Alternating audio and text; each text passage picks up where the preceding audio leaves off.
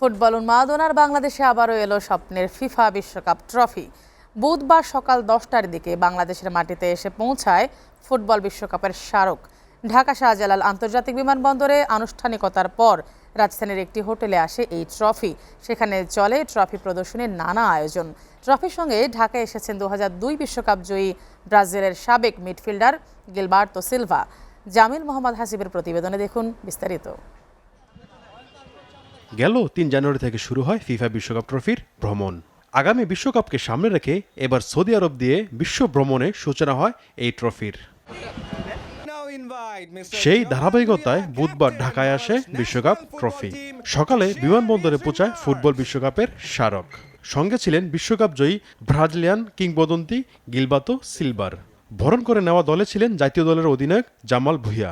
It's not every day this trophy comes to Bangladesh, so it's very special. I want to thank Coca-Cola for bringing it. I think everyone here is excited. Let this trophy inspire our young footballer to dream bigger, to train harder, and to work harder. And then, inshallah, one day maybe Bangladesh will write its own chapter in the Football World Cup. বিমানবন্দরে আনুষ্ঠানিকতার পর trophy আসে রাজধানীর একটি হোটেলে। সেখানে trophy প্রদর্শন করা হয়। ট্রফি দেখার আনন্দময় অনুভূতি প্রকাশ করেন দর্শনার্থীরা। এটার ফিলিংসটা বলার বাইরে। এটা শুধু আমার জন্য না, প্রত্যেকটা ফুটবল ফ্যানদের জন্য একটা বিগ অপরচুনিটি। যে প্রথম আমার সুযোগ হলো নিজ চোখে ট্রফিটা দেখা, যে ট্রফিটা এত মেসি নিজ হাতে ধরছে, দেখছে, এত কষ্টের পরে পাইছে। তারপরে এবার ইনশাল্লাহ আমরা আবার আশা করছি 26-এ আবারও মেসি কাপটা নিক। খুবই এক্সাইটিং লাগছে। ট্রফিটা আমরা ঢাকা শহরে এরকম রেডিসন ব্লুতে এত সুন্দর একটা ইভেন্টের মাধ্যমে দেখতে পারবো। ওয়ার্ল্ড কাপ ট্রফি বাংলাদেশে প্রথম আসছে, এটা হচ্ছে once in a lifetime opportunity আমার জন্য, এবং সেইটা দেখার সৌভাগ্য হয়েছে। এটা আনবিলিভেবল একটা এক্সপিরিয়েন্স। বিশ্বকাপে বাংলাদেশ খেলতে না পারায় আক্ষেপে পড়ছেন ভক্তরা। আগামী বিশ্বকাপে কোন দল জিতবে এই ট্রফি, সেই ভবিষ্যৎবাণীও করছেন অনেকে।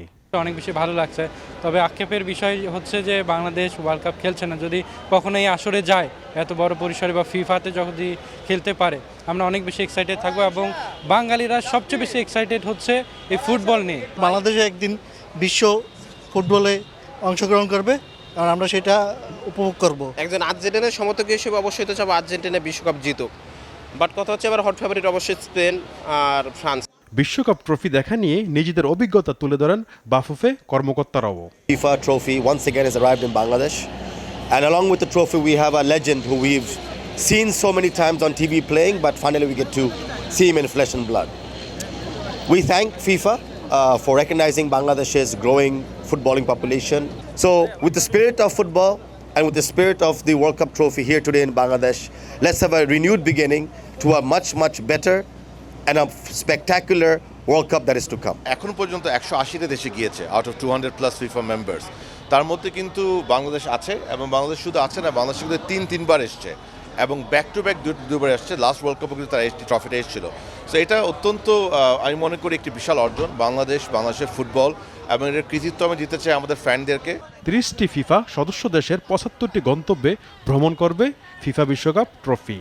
পুরো সফর চলবে 150 দিনেরও বেশি সময় ধরে। Jamil Mohammad Hasib, SA TV, Dhaka.